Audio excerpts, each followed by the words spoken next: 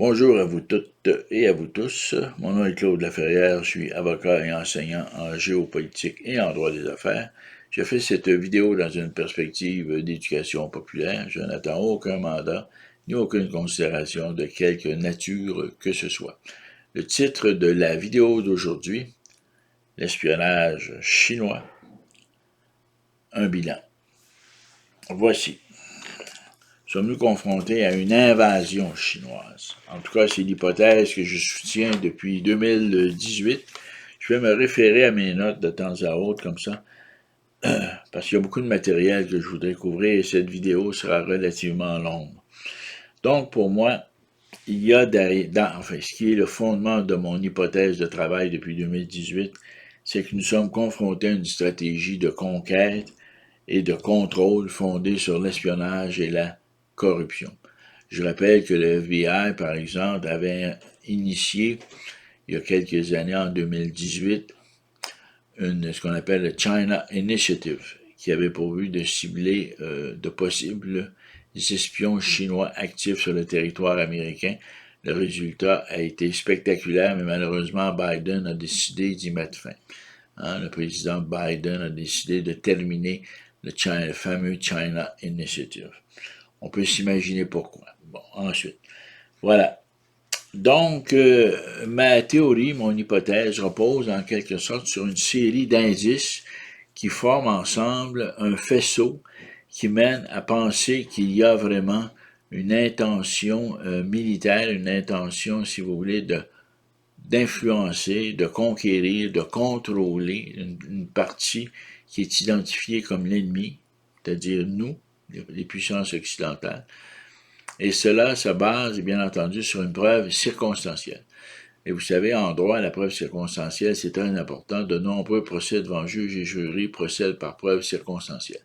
C'est-à-dire qu'il n'y a pas de preuve directe, c'est-à-dire d'une personne qui a vu une autre personne l'assassiner avec un couteau, une arme à feu, ou encore commettre un délit, un vol en banque, un vol de banque, ou encore une fraude. Quand il n'y a pas de preuves directes, il y a donc des preuves indirectes, et ces preuves indirectes donnent lieu à ce qu'on va appeler un ensemble d'indices, d'éléments qui composent la preuve circonstancielle. Et c'est là-dessus que repose mon hypothèse. Il ne s'agit donc pas de ce qu'on pourrait appeler des amalgames, ce qu'on va retrouver dans les médias, là, lorsqu'ils critiquent, par exemple, les complotistes, on dit qu'ils font toutes sortes d'amalgames. Non, des amalgames, c'est lorsque vous faites des liens entre des situations tellement différentes que c'est farfelu de les associer. Tandis qu'ici, il y a vraiment un dénominateur commun et c'est la présence chinoise qui est en quelque sorte articulée, qui s'articule de cause à effet sur une chaîne d'événements qu'on peut suivre et dont on commence à voir graduellement les aboutissements, enfin l'aboutissement qui risque de ne pas être très heureux pour les puissances occidentales. Donc, voilà. En fait, ça repose aussi sur cette idée qu'il n'y a pas de coïncidence dans la vie. C'est Albert Einstein qui disait que Dieu ne joue pas au dé. Donc, il y a toujours un effet, une cause, un effet à une cause.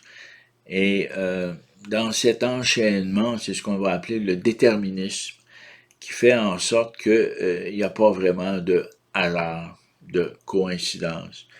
Et ça fait en sorte que on se retrouve aujourd'hui avec des situations avec deux écoles de pensée complètement opposées. Une première école que je supporte et qui fait en sorte qu'il n'y a pas de hasard, de coïncidence, et l'autre école qui va essayer de protéger l'establishment, de protéger le pouvoir en disant bah, c'est un hasard, il n'y a pas de lien, ces ballons-là, ça veut rien dire, c'est banal, c'est sans importance.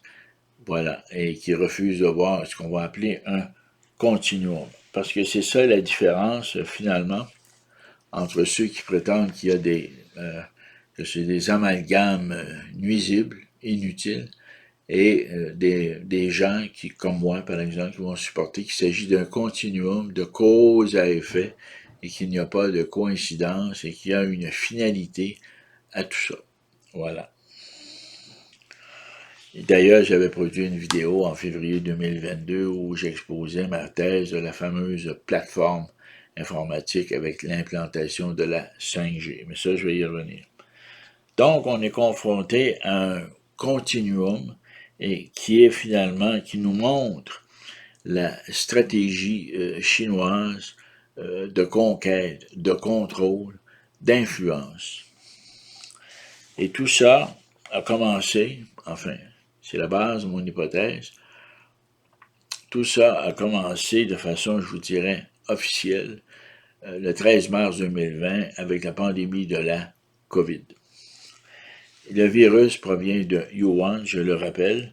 Nos médias évitent de soulever cette question. C'est comme tomber dans l'oubli maintenant que la pandémie est terminée et on ne semble plus pas faire de lien entre ce qui se passe à l'heure actuelle avec les ballons et la COVID.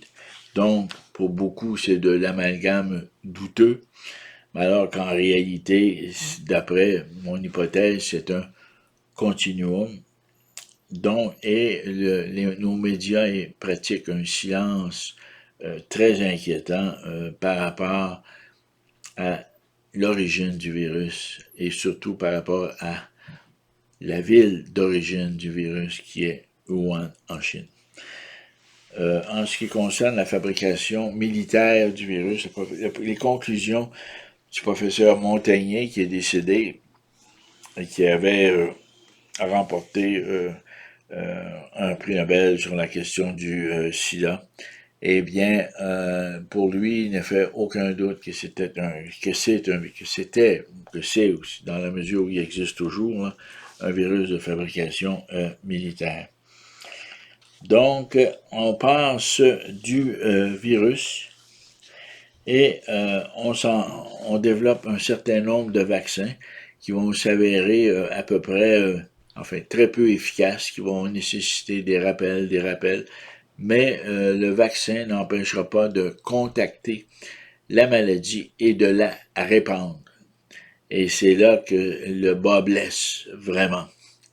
N'est-ce pas? Vous avez beau être vacciné, vous allez quand même vous pouvez quand même subir les symptômes de la maladie de la COVID et même la transmettre tout en étant vacciné. Donc, on s'aperçoit que la solution était inefficace, mais elle a permis d'imposer le pass vaccinal. Et c'est là que ça devient très intéressant, parce qu'avec le pass vaccinal, on instaure un mécanisme de contrôle pour distinguer les vaccinés des non-vaccinés, et ainsi de suite.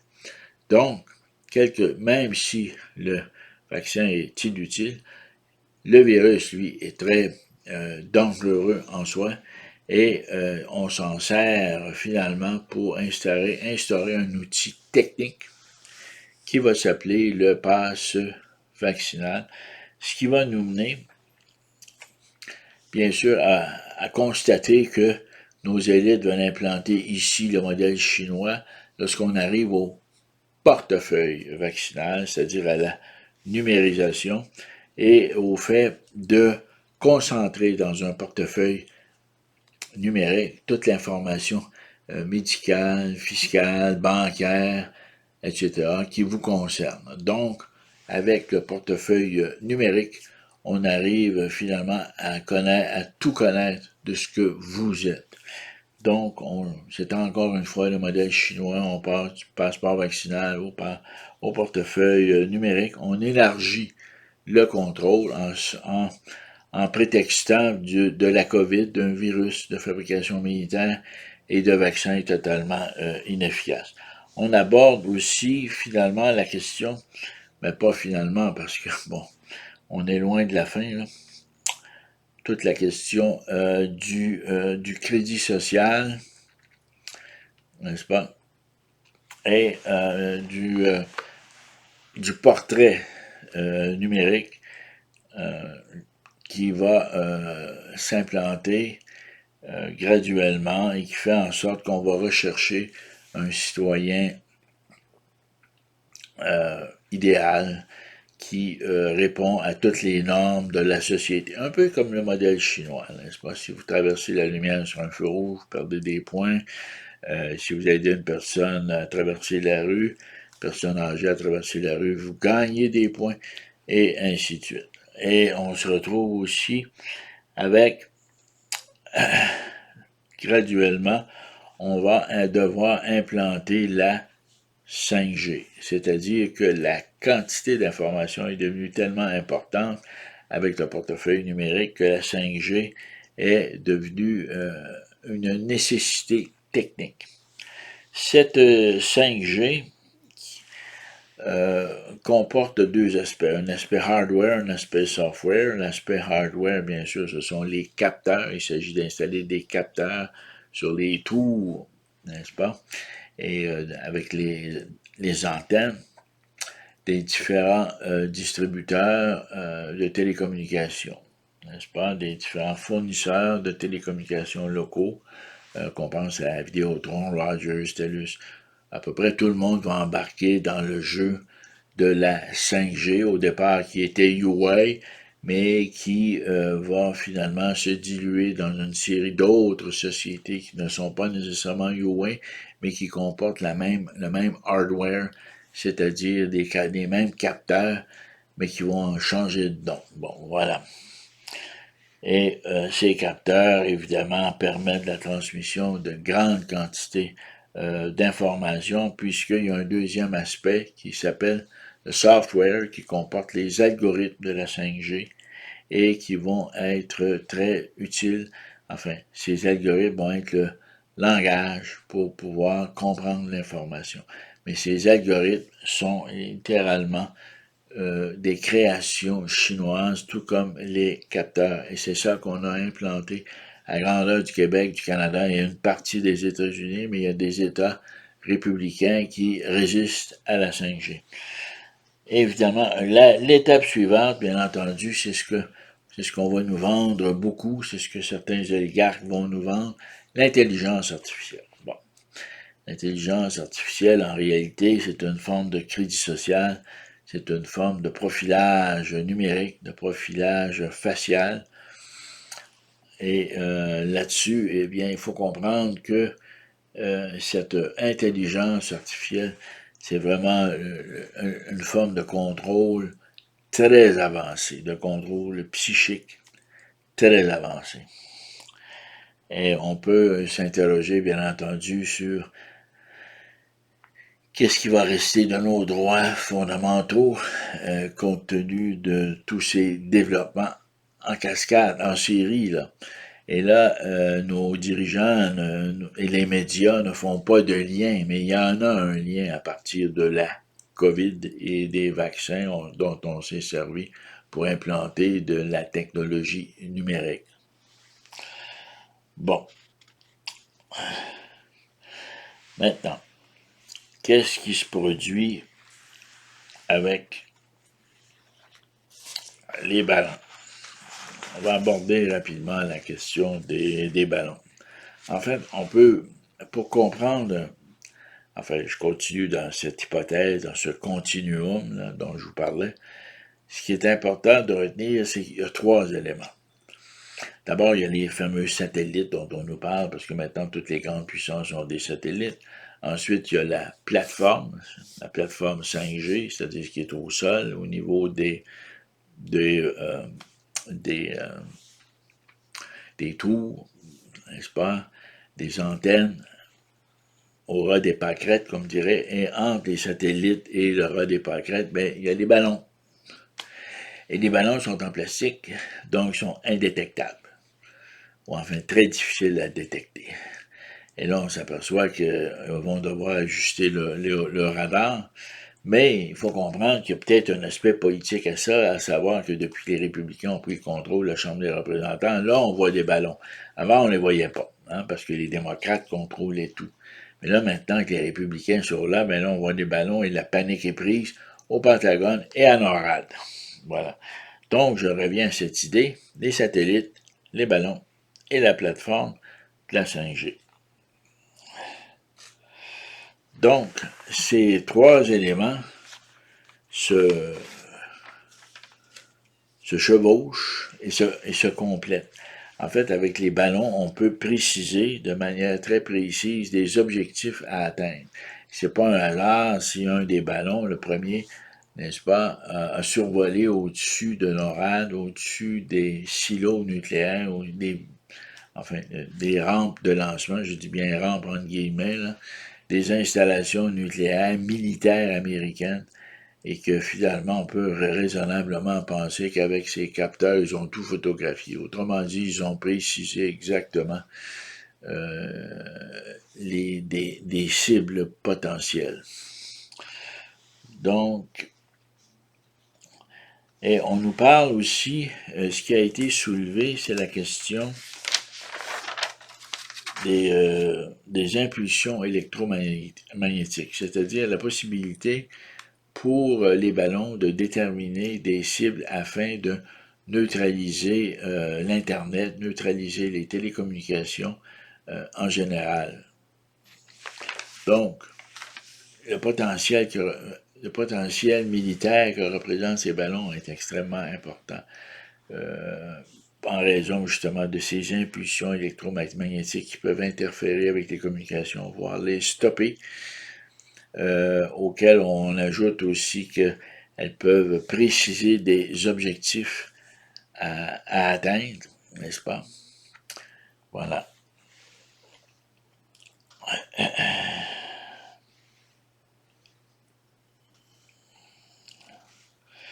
Un autre aspect important que je veux traiter aussi, c'est la question de la corruption, qui est une question essentielle, mais en même temps délicate, lorsque on sait que nos élites n'ont pas fait, n'ont rien fait pour empêcher l'implantation du modèle chinois, c'est-à-dire le modèle numérique, là, que je viens tout juste de décrire. Donc, on se retrouve aujourd'hui avec la situation suivante qui est très sensible. Au Canada, de façon particulière, nous avons, par exemple, la fille de Jean Charest qui occupait jusqu'à récemment, ou peut-être qu'elle l'occupe toujours, la présidence de la Chambre de commerce de Hong Kong. Et sur la liste du membership de la Chambre de commerce de Hong Kong, c'est là qu'on voit que nos élites économiques ont investi beaucoup d'argent en Chine. Et la raison en ça est simple, c'est que depuis 2004, depuis la présidence, depuis que le secrétaire général du Parti communiste, Hu Jintao, quand le secrétaire général du Parti communiste, Hu Jintao, est devenu secrétaire général, eh bien, il a initié une série d'amendements à la Constitution qui ont permis des investissements étrangers en Chine et qui ont permis la propriété privée des moyens de production et qui a fait du travail des travailleurs une norme, c'est-à-dire de la productivité des travailleurs une norme constitutionnelle. Ça fait en sorte qu'en Chine, il n'y a pas de syndicat, il n'y a pas de convention collective, il n'y a pas de négociation, n'est-ce pas? Vous travaillez, puis vous êtes heureux, puis c'est fini. On ne veut pas vous entendre, c'est aussi simple que ça. Il y a la peine de mort, la dégradation civile pour les criminels, et toutes sortes, évidemment. Il y a des camps d'internement avec les travaux forcés, et ainsi de suite. Donc, il semblerait que nos élites soient tout à fait d'accord avec cette politique des droits de l'homme, puisqu'ils y investissent leur argent, n'est-ce pas? Donc, enfin, c'est la vie, semble-t-il. Ensuite, ce qui est important de comprendre aussi, c'est le dossier Sainte-Claire, c'est-à-dire que l'implantation de ce contrôle de nos communications s'est frappé le nez, si vous voulez, en ce qui a trait à la tentative d'infiltration des communications de la police et de la défense. Le fameux dossier Sainte-Claire, qui est en fait un prête-nom pour une corporation contrôlée par le Parti communiste chinois. Donc, il y aurait un comité de la Chambre des communes qui enquête sur cette affaire. Pensons aussi aux 11 députés qui auraient reçu du financement de la Chine. Pensons aux différents postes de police installés au Canada et qui ont pour objet de venir en aide à des citoyens chinois installés ici. Mais c'est pas clair, c'est loin d'être clair. Pensons aussi au silence des deux Michael, les deux Michael qui sont revenus de Chine et dont on n'entend plus parler. Que sont-ils devenus? Ont-ils écrit un livre? On ne les voit plus ni dans les médias, nulle part. Pourtant, ils en auraient beaucoup à raconter, mais c'est le silence. C'était probablement une des conditions pour leur retour au Canada. Et voilà.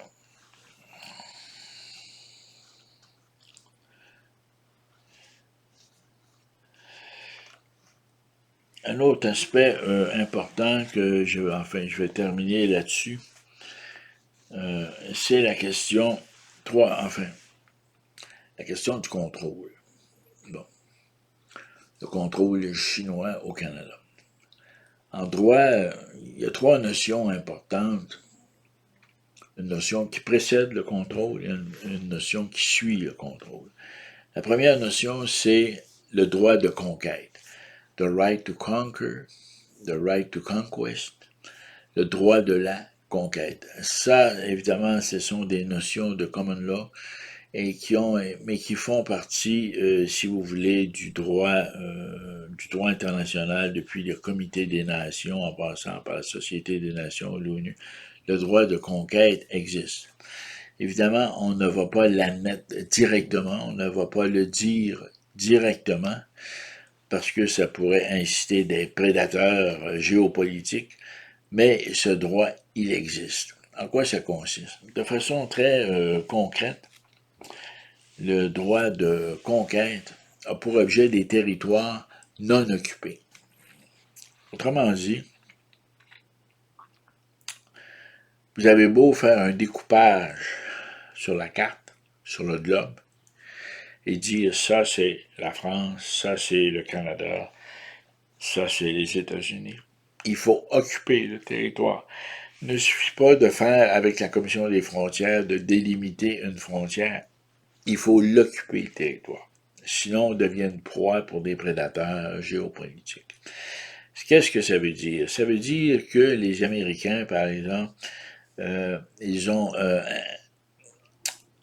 ils développent des bases militaires pour montrer qu'ils occupent le territoire. Les Russes font la même chose à la grandeur du territoire de la Russie. Il y a des bases militaires russes, les îles Marshall, par exemple. À Hawaï, avant de devenir un État, était un protectorat. Donc, à l'intérieur de leur protectorat, ils développent des bases militaires. C'est le signe de l'occupation, ça veut dire c'est l'affirmation de la souveraineté. Et ça, c'est la base de la Charte des Nations Unies, l'affirmation de la souveraineté de l'État, et pour ça, on crée une base militaire. On ne peut pas laisser un territoire non développé sans qu'il fasse possiblement l'objet d'une conquête, d'une forme de prédation, n'est-ce pas? Et c'est là que ça devient compliqué, parce que le Canada, et en particulier les gouvernements libéraux, sont antimilitaristes, là. Et ça crée énormément de problèmes. Donc, si nous voulons affirmer notre souveraineté sur le territoire en vue d'empêcher des conquêtes, eh bien, de prévenir la prédation, il faut l'occuper le territoire. Et la seule façon de l'occuper légalement, c'est de construire une base militaire. Il ne suffit pas de créer des bérets rouges et de permettre à des Inuits de se déplacer en skidoo avec une AR-15. Et là, nous affirmons la souveraineté du Canada. Là, c'est pas ça. Ça prend une base militaire. C'est ce que les Américains font, c'est ce que les Chinois font. Les Chinois le font en mer de Chine. Il y avait un arbitrage avec les Philippines. Et ils ont perdu cet arbitrage, ils ont donc décidé de bâtir une piste d'atterrissage au beau milieu de la mer de Chine. Ils ont créé des îles, littéralement des îles, ce qui a enragé les Américains. Mais puisqu'ils avaient perdu l'arbitrage avec les Philippines, bien, ils ont décidé de réagir. Nous allons affirmer notre souveraineté en créant, au milieu de la mer de Chine, des îles qui sont en fait des bases militaires chinoises. Les Américains font la même chose. Donc, c'est une tradition dans les grandes puissances d'occuper le territoire avec une base militaire, d'où l'importance de l'armée dans l'affirmation de la souveraineté. Donc, vous avez le droit de conquête qui existe, qui est implicite à cette notion d'occupation. Donc, vous avez le droit de conquête, vous avez le contrôle. Le contrôle se fait par une base, la création d'une base militaire. Et ça, c'est tout à fait distinct de ce qu'on va appeler, troisième élément, le droit de propriété. Bon, vous pouvez avoir un droit de propriété, vous pouvez avoir un usus fructus, mais vous n'avez pas l'abusus, par exemple. Autrement dit, vous pouvez utiliser la propriété, vous pouvez en retirer les fruits, l'usus, l'utiliser, en retirer les fruits, le fructus, n'est-ce pas, si vous êtes dans l'agriculture ou dans les mines. Donc, ce sont des éléments importants qui affirment votre droit de propriété. Lorsque Valérie Plante dit, par exemple, les territoires non concédés et qu'ils sont toujours la propriété des Autochtones, elle n'a pas complètement tort. Ce qu'elle oublie, ce qu'elle ne dit pas, c'est la notion de contrôle. Parce que c'est l'affirmation du contrôle, c'est le contrôle qui fait en sorte que la souveraineté de la couronne s'affirme. Autrement dit, le contrôle par la souveraineté peut vous priver de votre droit de propriété. On le voit dans les dossiers d'expropriation, par exemple. Donc, le contrôle, c'est ce qui donne le véritable pouvoir, la véritable juridiction sur un territoire, et cette juridiction est affirmée par les tribunaux et au Canada, par exemple, par la force armée, la gendarmerie royale et les corps de police. Donc, il faut bien distinguer ces trois notions. La conquête, le droit de conquérir un territoire non occupé. C'est la raison pour laquelle les sous-marins russes sont dans l'Arctique, parce que le territoire n'est pas occupé. Hein? C'est pas compliqué, là. Il y a eu un reportage récemment, n'est-ce pas, la guerre de l'Arctique. Il n'y a pas de guerre dans l'Arctique, il n'y a pas un chat. C'est les sous-marins russes qui se promènent là. Hein, ils rencontrent des sous-marins américains, là, puis ils se regardent comme des chiens de faïence. Là. Bon, c'est ça. Le territoire n'est pas occupé, le Canada n'est pas là. Bon. Donc, en Russie, par contre, il y a des bases militaires à grandeur du territoire. Même chose pour les Américains, même chose pour les grandes puissances alliées, qu'on pense à la France ou au Royaume-Uni. Voilà.